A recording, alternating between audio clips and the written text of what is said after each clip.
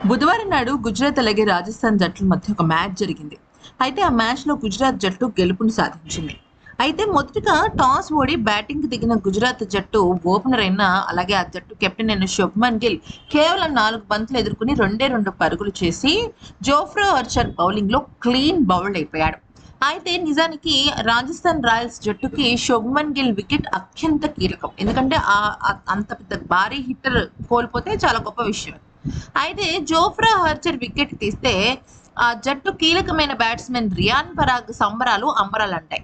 అయితే సంబరాల్లా కాకుండా ఏదో శుభ్మన్ గిల్‌ని కావాలని రెచ్చగొట్టినట్టుగా తన ఒక హావభావాలు, సెలబ్రేషన్స్ ముందుకు నడిచాయి. అప్పటికి శుభ్మన్ గిల్ అస్సలంటే అస్సలు పట్టించుకోకుండా ముందుకు వెళ్ళిపోతుంటే, ఇక ఈ రియాన్ పరాగ్ కావాలని ఇక ఏదో మాటలు మాట్లాడుతూ తనని కవ్వించి రెచ్చగొట్టే ప్రయత్నం చేశాడు. అయితే అక్కడున్న సంజు శాంసన్ ఇది తప్పు అని వెనక నుంచి వారిస్తున్నప్పటికీ కూడా రియాన్ పరాగ్ తన సెలబ్రేషన్స్‌ని ఆపలేదు.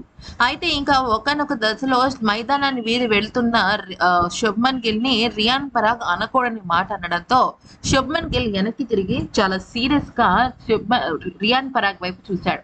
దాంతో రియాన్ పరాగ్ నోరు మూసుకొని తన పని తను చేసుకోవడం మొదలెట్టాడు. అయితే ఒక బ్యాట్స్‌మెన్ ఔట్ అయినప్పుడు బౌలర్ సాధారణంగా సెలబ్రేషన్స్ చేసుకుంటారు. దానిలో తప్పేం లేదు. కానీ శృతి మించిన సెలబ్రేషన్స్ అందులోనూ అటు రియాన్ పరాగ్ కానీ, ఇటు శుభ్మన్ గిల్ కానీ సేమ్ భారత జట్టుకు సంబంధించిన ఆటగాళ్ళే. అలాంటప్పుడు చాలా జాగ్రత్తగా ఉండాలి. ఎందుకంటే రేపు పొద్దున్న నిజంగా రియాన్ పరాగ్ భారత జట్టుకి ఎంపికైతే వైస్ కెప్టెన్‌గా ఉన్న శుభ్మన్ గిల్ రేపు కెప్టెన్ అయ్యే అవకాశాలు కూడా ఉన్నాయి. మరి రియాన్ పరాగ్‌కి ఏ ధైర్యంతో ఇంత రెచ్చిపోయాడో తెలియటం లేదు అంటూ కామెంట్స్ పెడుతున్నారు సోషల్ మీడియాలో.